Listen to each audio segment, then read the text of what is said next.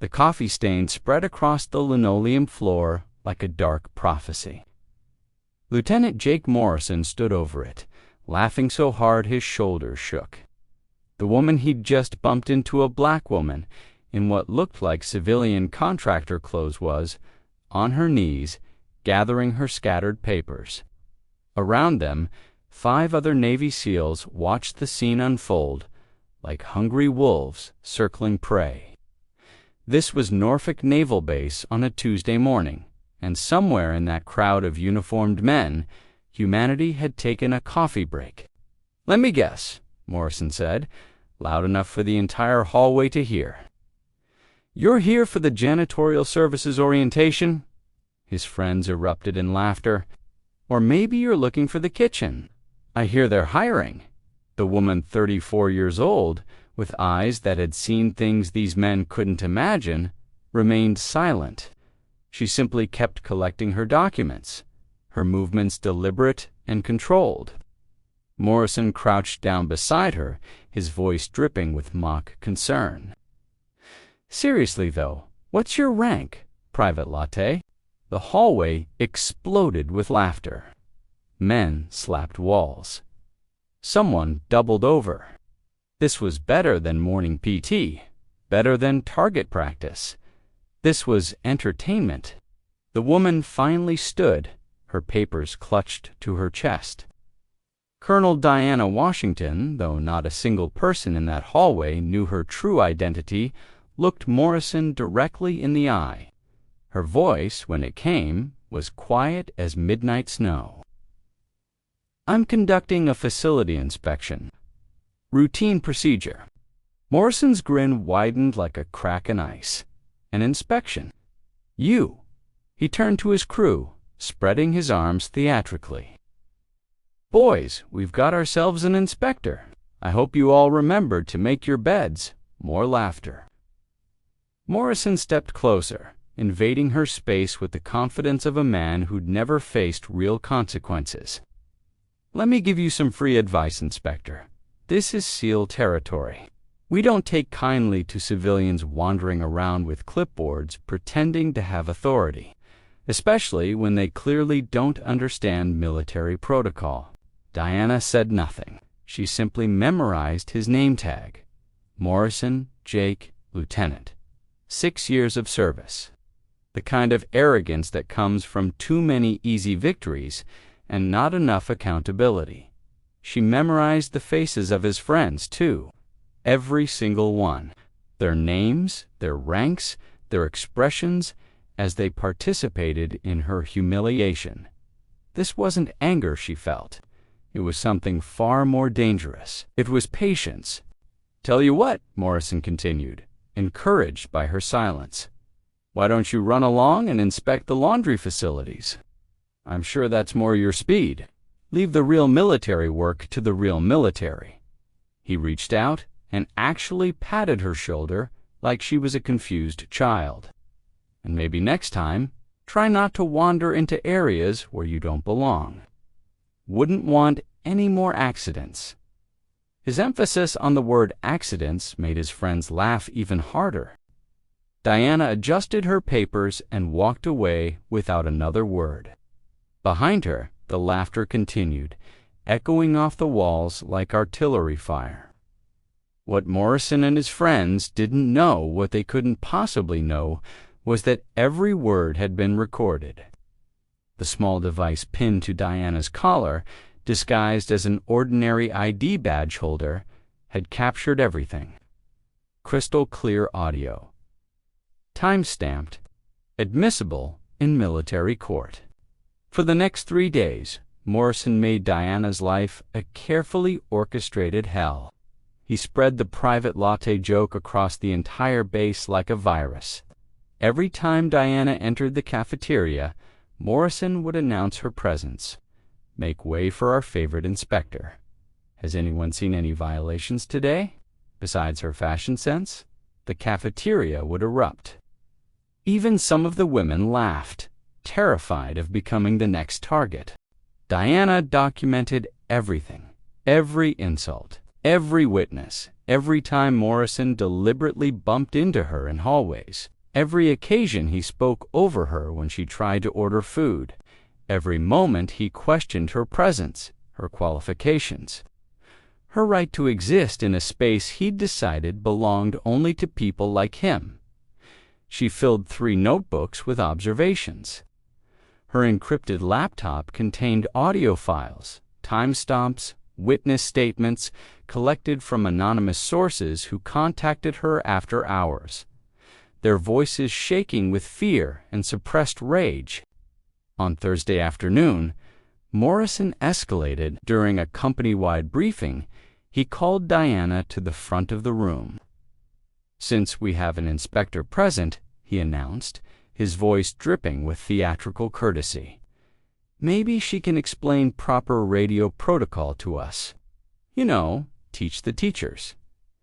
He handed her a state-of-the-art tactical communications device. "Go ahead, Inspector. Show us how it's done." The room fell silent. This was a test designed for humiliation. The device was notoriously complex, requiring specialized training that took most operators weeks to master. Morrison expected her to fumble, to fail, to prove his point about her incompetence. Instead, Diana took the radio without hesitation. Her fingers moved across the controls with the fluid precision of a concert pianist. 30 seconds later, she'd established encrypted communications with 3 separate bases simultaneously, using frequencies that required security clearances Morrison didn't possess. The silence in the room shifted quality. It became thick, heavy. Several officers exchanged glances that said, "Who the hell is this woman?" Morrison's smile faltered for just a moment before his arrogance reasserted itself. "Beginner's luck," he muttered, but his voice carried less conviction than before. Something in his lizard brain was whispering warnings his ego refused to hear. Diana handed the radio back and asked a question in that same quiet voice. "Lieutenant Morrison, what's the protocol when a senior officer completes an undercover assignment?" The question hung in the air like smoke from a distant fire. Morrison frowned, confused. "That would depend on the specific circumstances." "Why do you ask?" Diana smiled. Not a friendly smile. The smile of someone who'd been counting cards all along. Professional curiosity. That evening, Diana received a visitor. General Patricia Hayza, 52-year-old black woman with 30 years of service and more combat decorations than Morrison would ever see, knocked on Diana's quarters door. "May I come in?" It wasn't really a question. Diana let her in, maintaining her cover. But Hayes studied her with eyes that had seen too many wars and too many soldiers. "There's something about you," Hayes said slowly, sitting uninvited. "Your posture, the way you handled that radio today, that's not contractor training. That's something else entirely." Diana made a calculated decision. She opened her laptop, entered a series of biometric passwords that made Hayes' eyebrows climb, and showed her a screen. Hayes read it once, then again, then a third time, her mouth falling open. "My God," she whispered. "Colonel Diana Washington, Special Operations Division. You've been officially dead for 2 years." Diana nodded. "Officially, yes. Operationally, I'm very much alive and documenting everything." Hayes leaned back, processing. "Morrison has no idea what he's done." Diana pulled up files, audio recordings, photographs taken from discrete angles, detailed reports documenting not just Morrison's behavior, but a pattern spanning multiple bases. Officers protecting officers, a culture where discrimination wasn't just tolerated, but actively encouraged. "This goes to Congress," Hayes said, her voice hollow. "This goes to the President," Diana corrected. "This is about reforming the entire military system." Friday arrived with the weight of Judgment Day. Morrison had planned his masterstroke during the weekly ceremonial formation, with the base commander present, with visiting dignitaries, with every soldier on base standing in perfect ranks.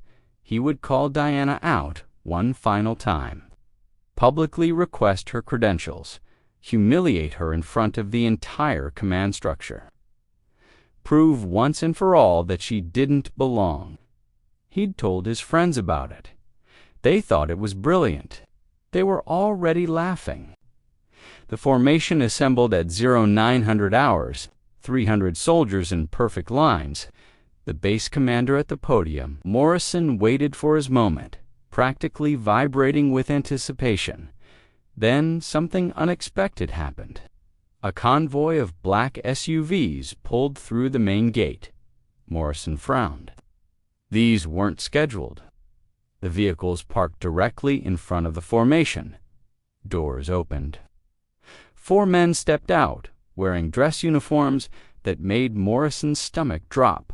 For generals, 4 stars each, 16 stars total. More concentrated military authority than Morrison had ever seen in one place. They walked directly toward the formation with the kind of purpose that makes career soldiers check their conscience. The base commander snapped to attention so fast he nearly gave himself whiplash. Every soldier in formation stood frozen, barely breathing. The generals stopped. They scanned the crowd with eyes that had commanded wars. Then one of them spoke, his voice carrying across the parade ground like thunder. "Colonel Washington, please step forward." For a moment, nobody moved. Then Diana emerged from where she'd been standing at the back, away from the formation. She walked forward with the bearing of someone who'd done this 1,000 times. Her civilian clothes suddenly looked different, not contractor casual, deliberately understated. She stopped in front of the generals, and then, in perfect unison, all 4 of them saluted her. A full military salute. The kind of salute that generals only give to equals or superiors. The parade ground could have heard a pin drop from orbit. Diana returned the salute with flawless precision, then stood at ease. The lead general spoke again, loud enough for everyone to hear. "Colonel Washington, on behalf of the Secretary of Defense, I apologize for the treatment you received during this assignment. Your report has been received, and action will be taken immediately." Morrison felt the world tilt sideways. He couldn't breathe, couldn't think. His brain was trying to process impossible information. That woman, that black woman he'd called Private Latte, that civilian contractor he'd humiliated for a week, was a colonel outranked everyone on this base, had been saluted by 4 generals. The mathematics of his destruction calculated themselves in real time behind his eyes. Diana turned to face the formation. When she spoke, her voice carried the full weight of 15 years of command. Lieutenant Morrison, front and center. Morrison's legs moved on autopilot, carrying him forward while his mind screamed at him to run, to hide, to somehow undo the past week. He stopped in front of her, unable to meet her eyes. "Lieutenant Morrison," Diana said, her voice calm as a surgeon's scalpel. "You spent 7 days questioning my qualifications, my competence, and my right to exist in this space. Would you like to explain that behavior?" His mouth opened. No sound came out. Diana pulled out a tablet, activated it. Morrison's own voice filled the parade ground. "Hey girl, what's your rank?" "Private Latte." The laughter on the recording sounded inhuman now, monstrous. Diana played clip after clip. 7 days of documented harassment. Every joke, every insult, every moment Morrison had used his perceived authority to break her spirit. "I have 17 witness statements," Diana continued, 3 notebooks of observations, 43 audio recordings, and most importantly, I have documented proof of a systematic culture of discrimination that extends beyond just you." She looked at the base commander. "Sir, I'm recommending full court-martial for Lieutenant Morrison. Insubordination, racial discrimination, conduct unbecoming. And I'm recommending a comprehensive investigation of command structure at this facility." Morrison found his voice desperate and small. "I didn't know. Nobody told me who you were." I thought Diana cut him off with a look that could freeze napalm. That's exactly the problem. "Lieutenant, you thought you had the right to treat me that way because I looked vulnerable, because you assumed there would be no consequences. Your apology isn't for being cruel. It's for getting caught." The MPs took him then. Handcuffs clicked around wrists that had held rifles, had scaled mountains, had done everything right in his military career, except the most important thing, treating another human being with basic dignity. As they led him away, his SEAL friends stepped back, physically distancing themselves from his disgrace. Morrison's last view of the parade ground was Diana standing at attention, surrounded by generals, her true authority finally visible to everyone who'd laughed. 6 months later, Colonel Diana Washington returned to Norfolk, but this time as the new commander of the Office of Diversity and Equal Opportunity for Naval Atlantic Command. Her office overlooked that same parade ground where justice had finally arrived. Morrison was gone, dishonorably discharged, no pension, no benefits. His 15-year career erased like chalk in rain. He'd tried to enlist in other services, other states. His record followed him everywhere. A scarlet letter written in military code.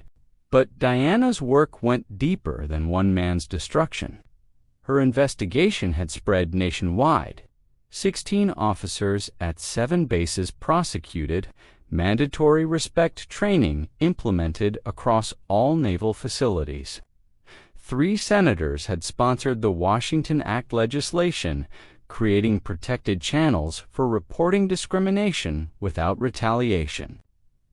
Diana had turned her humiliation into systematic change. On her desk sat a folder containing 347 letters from soldiers across the country. Black soldiers, women soldiers, Latino, Asian, LGBTQ soldiers, all saying the same thing in different words. "Thank you for showing us that our dignity matters. Thank you for proving that speaking up isn't career suicide. Thank you for being brave enough to stand still while they try to break you." Diana read each letter personally. She answered every one, because she remembered being young, being scared, being told implicitly and explicitly that people who looked like her didn't belong in certain spaces. She remembered swallowing insults because reporting them meant ending your career. She remembered the impossible choice between dignity and survival. The late afternoon sun slanted through her office window, painting everything gold. Diana stood and looked out over the base. Down there in the cafeteria, soldiers of every color and background shared meals without fear. The culture hadn't changed overnight. It never does, but it had changed, crack by crack, report by report, court-martial by court-martial. Her phone buzzed. A message from General Hayes. Another incident reported at Coronado. "Your protocols worked. Officer arrested within 24 hours. 0 retaliation against the victim." Diana smiled. This was the real victory, not Morrison's destruction, not her vindication, but the creation of a system where the next Diana wouldn't have to endure what she did, where speaking up meant justice, not punishment. She thought about Morrison sometimes, working at that car wash in a small town, his uniform replaced with soap-stained clothes. She felt no satisfaction in his suffering. only a quiet sadness that he'd thrown away everything for the temporary pleasure of making someone else feel small. He'd had choices every moment of that week. He'd chosen cruelty every single time. Diana locked her office and walked through the base. Soldiers saluted as she passed. Black soldiers, white soldiers, Latino soldiers. She saw herself in all of them, the ones who'd survived their own Morrisons and the ones who'd been Morrison once and learned better. The culture of an institution isn't changed by one hero. It's changed by thousands of small choices made by ordinary people who decide dignity matters more than belonging to the cruel crowd. That evening, Diana attended a promotion ceremony for a young black woman making captain. The woman found Diana afterward, her eyes bright with emotion. "Ma'am, 5 years ago I almost quit. An officer told me people like me didn't have what it takes. But then I heard your story. I stayed because you proved that the truth is stronger than their lies." Diana hugged her, this young officer who represented everything she'd fought for. "You stayed because you're strong enough to carry this uniform. I just made sure the uniform was worthy of carrying you." They talked for an hour, swapping stories, laughing at the absurdities, acknowledging the scars. This was the work, not grand speeches or congressional hearings. Just this, one soldier to another, passing the torch of dignity forward. Later, alone in her quarters, Diana opened her encrypted laptop one final time. She typed a message to the Secretary of Defense, marking her assignment complete. Norfolk Base Protocol implementation. Successful. Culture change. Ongoing. Recommendation: continue monitoring. The work is never finished, but the foundation is solid. She closed the laptop and looked at herself in the mirror. The same face Morrison had mocked. The same woman he'd underestimated. But she saw something different now. She saw every soldier who'd found courage in her example. Every career saved by the policies she'd forced into existence. Every humiliated person who'd chosen to stand up because she'd proven that justice, though slow, was real. True victory isn't destroying those who've harmed you. It's building a world where others don't have to survive what you survived. Morrison lost everything because he chose to see difference where he should have seen dignity. Diana changed everything because she chose to turn humiliation into purpose, discrimination into transformation. Some people try to break us. Others use that breaking to build something stronger. The difference determines not just who we are, but what kind of world we leave behind. And sometimes, when 4 generals salute a woman that everyone underestimated, the message rings clear across every military base, every corporate office, every place where power forgets its purpose. Dignity isn't given by those in charge. It's inherent in those who refuse to surrender it. No matter how long they have to stand in the storm, no matter how many voices tell them they don't belong, because belonging isn't permission, it's presence and justice. When it finally arrives, salutes those who never stopped standing at attention.